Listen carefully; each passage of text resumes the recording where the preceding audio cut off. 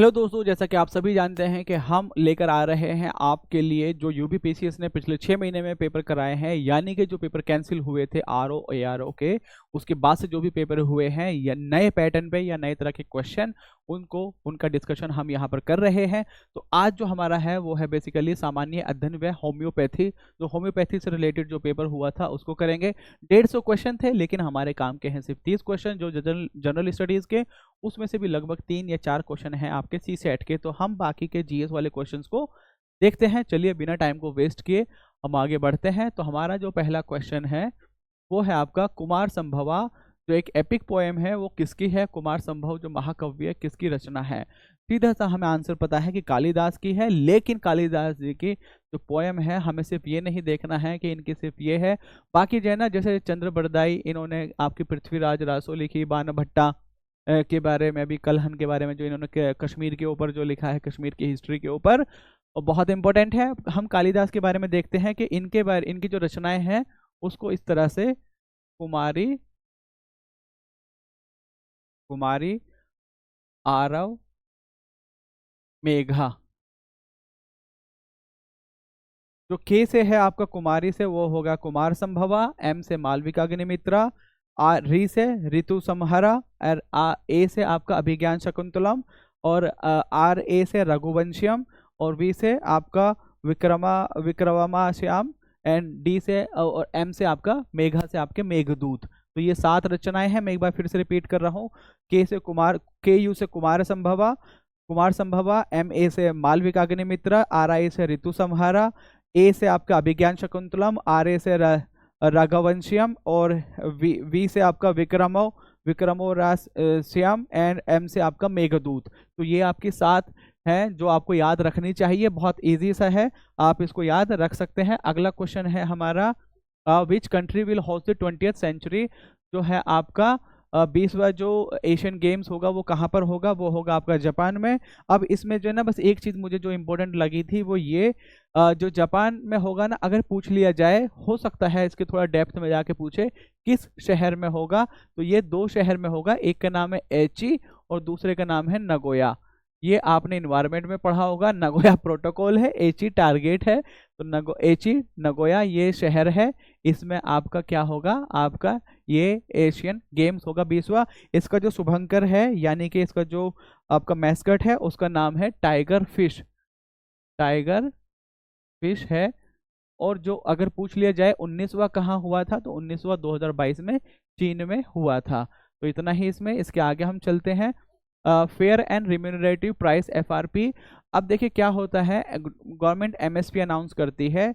MSP सभी crops के लिए, जो भी क्रॉप्स हैं उनके लिए 23 प्लस 1 है शुगर केन, उसके लिए होता है fair and remunerative price. Central government अपना एक बेस प्राइस करेगी, फिर उसके ऊपर स्टेट्स को आज़ादी होती है कि उसके ऊपर देना चाहें कुछ दे सकते हैं। तो फेयर एंड रिम्यूनरेटिव प्राइस होता है वो कितना है आपका 340 पर क्विंटल। अब जो इसको करते हैं committee, CACP committee on agriculture cost and prices, वो आपके प्राइस की बात बोलेगी कि इतना होना चाहिए। और cabinet committee on economic affair जो है वो अल्टीमेटली उसको कहती है कि भैया इतना होगा, यानी कि अप्रूवल जो है cabinet committee on economic affair करेगी। और रिकमेंड कौन करती है, cabinet cost on agriculture commission prices जो है CACP आपका अनाउंस करेगी, CACP। और cabinet committee on economic affair जो है ये आपका फाइनलाइज करेगी। तो कितना है 340 आपका हो गया। अब यहाँ अगला क्वेश्चन है, बड़ा ही सिंपल सा है। What is the popular name of IVF। IVF का मतलब है इन विट्रो फर्टिलाइजेशन, उसको क्या नाम है, test tube baby. Which of the following pair, अब जैसे गिफ्ट है गेमेटिक इंट्रो फर्टिलाइजर, जो ये भी जो ना टेस्ट ट्यूब बेबी की थोड़ी सी एडवांस चीज़ है, उसमें गैमीट्स को करते हैं, तो इसके बारे में मैं इतना ही। ट्यूबेक्टोमी आपका जो नसबंदी है, और अमीनियोसिंथेसिस आपका जो बच्चेदानी, जो जहाँ बच्चा होता है उसको वहाँ से कुछ लिक्विड निकालते हैं। और इससे बेसिकली है जेनेटिक प्रोसेस है, इससे बेसिकली है कि उसमें कोई इशू तो नहीं है वो जानने के लिए, लेकिन इससे आपका सेक्स भी पता चल जाता है। और जैसे जो बहुत सारे लोग हैं जिनको पता लगता है कि लड़की है, यानी कि XX क्रोमोसोम है, तो वो अबॉर्शन भी करा देते हैं। अबॉर्शन कराना इलीगल है, देखिए कानूनी तौर पे भी गलत है और एथिकल तो बहुत ज़्यादा गलत है ही, अनएथिकल और इलीगल है। अगर कोई इसे कराता है तो कानूनी उस पर कार्रवाई है, जो ऑर्गेनाइजेशन कर रही है उस पर भी कानूनी कार्रवाई है, पीसीएन पीएनडीटी एक्ट 1994 के तहत। ठीक है। Which of the following pair cities and river is not correct? आपका सुल्तानपुर गोमती पे है, गोरखपुर राप्ती पे है, मथुरा बेतवा बिल्कुल गलत, यमुना और कानपुर आपका गंगा पर। तो यानी कि 5 का सी आंसर मथुरा गलत दिया हुआ है। इन विच कंट्री टकली मकान जो है डेजर्ट सिचुएटेड है? यहाँ पे टकली मकान लिखा, मैंने कहीं पढ़ा था टकला मकान। तो ये है बेसिकली चाइना, चाइना का भी अपर साइड जो मंगोलिया से जुड़ा हुआ रीजन है वहाँ पर है ये टकली मकान डेजर्ट, कोल्ड डेजर्ट है, तो ये आपका चाइना में है। Which was the winner of world food prize 2023? World food prize जो है वर्ल्ड फूड प्राइज इसको कौन जीता? हेदी कुन जो है सी आंसर, इन्होंने इसको जीता है। To whom is the chief minister answerable? ये बड़ा ही अच्छा क्वेश्चन है। बेसिकली जो हमारी जो लेजिस्लेचर है वो जो एग्जीक्यूटिव है वो रिस्पॉन्सिबल होते हैं लेजिस्लेचर के, यानी कि जो प्राइम मिनिस्टर है या मिनिस्टर हैं वो रिस्पॉन्सिबल होते हैं किसको? अगर इंडिविजुअली देखा जाए, इंडिविजुअली एक मिनिस्टर रिस्पॉन्सिबल है प्रेसिडेंट को और कलेक्टिवली रिस्पॉन्सिबल है किसको? लेजिस्लेचर को। यानी कि अब जो यहाँ पे पूरा है चीफ मिनिस्टर है, अगर प्राइम मिनिस्टर होता तो भैया यहाँ पर होता आपकी लोकसभा, लेकिन अब चीफ मिनिस्टर है तो लेजिस्लेटिव असेंबली, इसको ये आपका आंसरेबल होता है क्योंकि ये इसकी जवाबदेही तय करते हैं। ठीक है। अब who was the prominent leader of Ghadar movement? Ghadar movement के लीडर कौन थे? लाला हरदयाल। वीडी सावरकर जो है ये जुड़े थे आपके मित्र मेला और बाद में वो कन्वर्ट हो गई मित्र मेला बनी थी 1899 में। वीडी सावरकर और इनके भाई जीडी सावरकर इन दोनों ने मिलकर बनाई थी। और 1904 में अभिनव भारत जो कि आपकी माजनी इटली जो यंग इटली मूवमेंट उससे इंस्पायर थे और ये फिर बनाया अभिनव भारत। चंद्रशेखर आज़ाद की जो ऑर्गेनाइजेशन थी हिंदुस्तान रिपब्लिकन एसोसिएशन, जिसको अल्टीमेटली फिर काकोरी कांड के केस में काकोरी कॉन्स्पिरेसी हुई और इनमें इनके जो ज़्यादातर साथी थे उनको फांसी दे दी गई। फिर ये अल्टीमेटली बनाते हैं हिंदुस्तान रिपब्लिकन सोशलिस्ट जो HSRA है एसोसिएशन, भगत सिंह के साथ मिलकर, जो बनती है फिरोज शाह कोटला में 1928 में। और फिर 1900 इनके अल्फ्रेड पार्क में अंग्रेज़ों से लड़ते हुए एक गोली बजती है तो कहते हैं कि मैं अंग्रेज़ों के हाथ नहीं आऊँगा और अपने ये गोली मार लेते हैं। तो चंद्रशेखर आज़ाद के बारे में ये हो गया। लाला हरदयाल ये थी आपकी गदर मूवमेंट जो सैन फ्रांसिस्को में ऑफिस था अमेरिका में। इनका बड़ा अच्छा सा एक टाइटल था कि इनाम जो है वो है आज़ादी, और इनाम आज़ादी इस तरह से ही था, और सैलरी मौत मतलब सैलरी तो मौत है और इनाम जो है वो आज़ादी है। जब ये अपना इसमें जंग मतलब यानी कि अंग्रेज़ों के खिलाफ इन्होंने अपना जो मोर्चा खोला था, तो बड़ी अट्रैक्टिव सी ये लाइन दी थी कि आपका जो इनाम है, जो हम अगर जीत गए इनाम क्या मिलेगा? आज़ादी मिलेगी, और जब जो हम काम कर रहे हैं उसकी सैलरी क्या है? तो मौत कभी भी आ सकती है। मदन लाल धिंगरा इन्होंने एक अंग्रेज़ हैं उनको शूट किया था और फिर इनको अल्टीमेटली एग्जीक्यूट किया गया। विच of the following is called mouth amoeba? अब ये बड़ा ही फैक्चुअल सा बड़ा ही डेप्थ में है, तो इसका नाम है Entamoeba gingivalis, Entamoeba gingivalis, तो 10 का सी आंसर हो जाएगा। How many gold medals did India win in the Asian indoor athletics championship held in Iran? अब देखिए पहला तो क्वेश्चन यही बन जाता है कि ये जो एशियन इंडोर एथलेटिक्स चैंपियनशिप है कहाँ हुई थी? ईरान में हुई थी। और इंडिया ने कितने गोल्ड जीते? 3 जीते। अब 3 जो है थोड़ा सा कम नंबर है, तो आप ये भी देख सकते हैं किस किस ने जीता, किस किस स्पोर्ट्स में जीता। ये आपके लिए एक टास्क मैं दे देता हूँ। जो 12 नंबर है ये आपका सी सेट से जुड़ा हुआ है, इसको हम छोड़ते हैं। विच of the following is not correctly matched? इनमें से आपसे पूछा है नेशनल पार्क के बारे में। बक्सा जो है आपका वेस्ट बंगाल में है, बलपाकरम जो है मेघालय में है, सिरुई जो है मणिपुर में है, अबोहर जो है वो राजस्थान में ना होकर पंजाब में है। पंजाब में भी कौन सी जगह? फजिल्का। और फजिल्का वो जगह है जहां पर आपकी जो IPI लाइन है, जो तापी लाइन है, तापी लाइन का जो इंडिया में टर्मिनल पॉइंट होगा वो होगा फजिल्का में। फजिल्का में गैस प्लांट भी है, रिफाइन, तो यहाँ पर आपका फजिल्का हो जाएगा। फजिल्का जगह है कहाँ? पंजाब में। पंजाब में ये है अबोहर। और ये किस लिए फेमस है? क्योंकि जो आपकी ब्लैक बक है उससे रिलेटेड है ये आपका जो है national park. World population day ये 50 बार पूछ चुका है यूपीपीसीएस। अब मैं इस पे आपको एक चीज और बोलूंगा जो आप लोगों को देखना है। वर्ल्ड पॉपुलेशन डे तो है आपका 11 जुलाई को, लेकिन इसकी थीम क्या थी, थीम क्या थी ये आप लोगों को देखना है। थीम, थीम क्या थी। बाद में जब आपका आंसर सही होगा ना तो वहां दिल से दुआएं दोगे कि भाई बड़ा अच्छा बताया था ये वाला क्वेश्चन। तो ये आपकी थीम हो जाएगा। इसमें पूछेगा विच of the following snake is not poisonous, इनमें से कौन सा स्नेक है जो पॉइजनस नहीं है। Krait, viper, cobra, python. Python जो है ना अजगर, अजगर से ऐसे ही डर लगता है। अजगर जहर से नहीं मारता, अजगर दबोच के मारता है। आप कभी भी देखोगे ना, देखोगे किसी बकरी को पकड़ा, किसी जानवर को पकड़ा, उसे पहले दबोचता है, फिर पूरा का पूरा निगल जाता है। तो वो अपनी ताकत से मारता है। जो पाइथन है या अजगर है वो आपका जहर से नहीं मारता। कई बार तो ऐसा होता है किसी चीज को पूरा निगल लेता है और थोड़ी देर बाद उसे उगलता है तो वो जिंदा भी बच जाता है। ऐसे मैंने वीडियोस में देखा है। और ऐसी यूट्यूब वाली वीडियो नहीं, मतलब ऐसा इंस्टाग्राम या फेसबुक वाली वीडियो नहीं तो किसी को भी आ जाए। मतलब मैंने नेशनल ज्योग्राफी या कुछ ऑथेंटिक सोर्स से मैंने देखा था, तो उस बेस पे मैं बोल रहा हूँ। Who won the Australian open tennis women, ये तो देखिए भाई यूपीपीसीएस का बहुत फेवरेट है। जो चारों आपके जो ओपन होते हैं उसके अलावा भी अब तो आगे बढ़ गया है।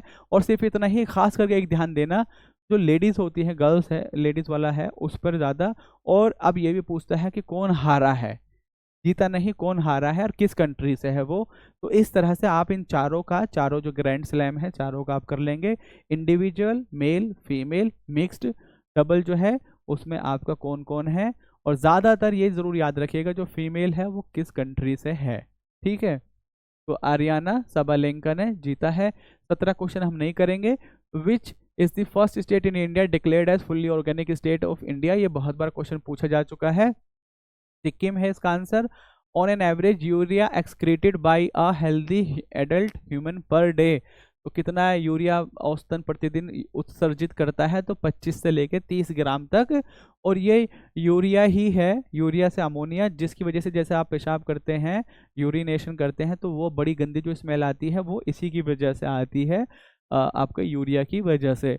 To angles are complementary angles of each other then each angle is, अगर वो कॉम्प्लीमेंट्री हैं तो लेस देन कितना होगा, लेस देन कितना होगा, ये आप जरा मुझे बता दीजिए। मैं भी तो देखो आप लोग कितना करते हैं। कॉम्प्लीमेंट्री एंगल क्या है, अगर दोनों का सम जो है ना 90 डिग्री है तो दे आर कॉम्प्लीमेंट्री एंगल। अब यहाँ जैसे इसने पूछा है एक्यूट, एक तो पूछा है obtuse, reflex and right angle. Right angle तो है आपका जो 90 डिग्री है, ठीक है। ऑब्ट्यूस वो है जो आपका ऑब्ट्यूस है जो 90 से लेकर 180 के बीच में है। और जो रिफ्लेक्स एंगल है, रिफ्लेक्स एंगल है जो आपका 180 से लेकर 360 के बीच में है। ये आपका ये है। तो इस तरह से आप देख सकते हैं और आंसर है इसका डी।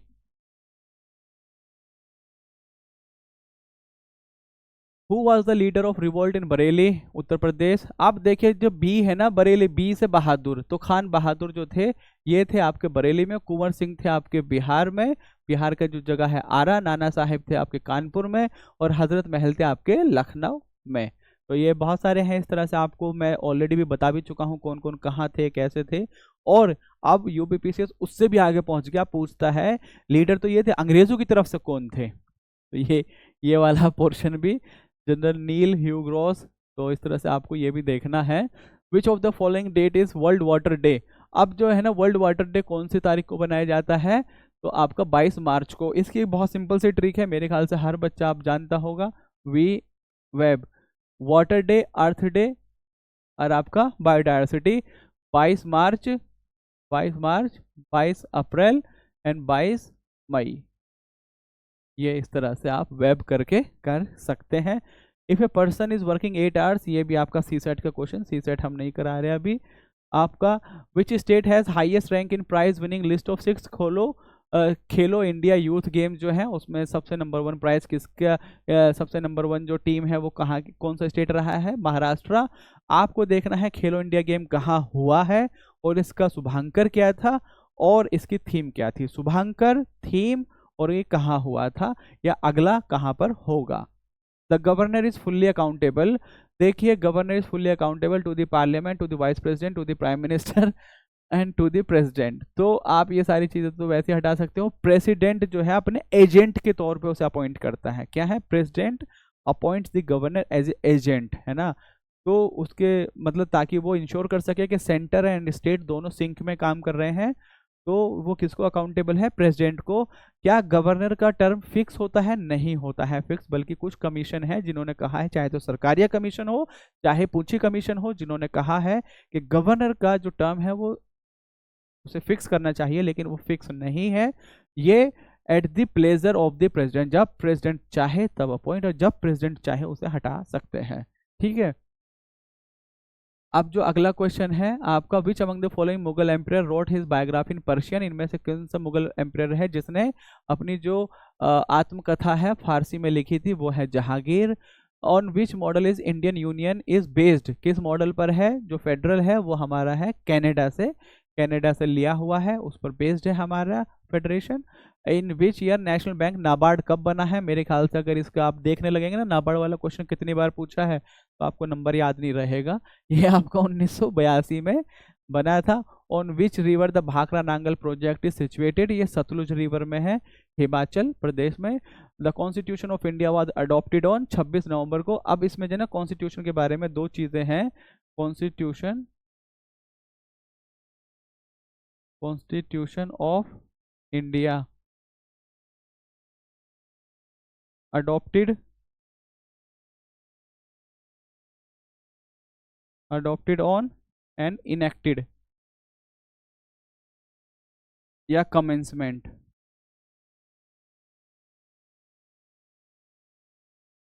तो ये है आपका 26 नवंबर और ये है आपका 26 जनवरी।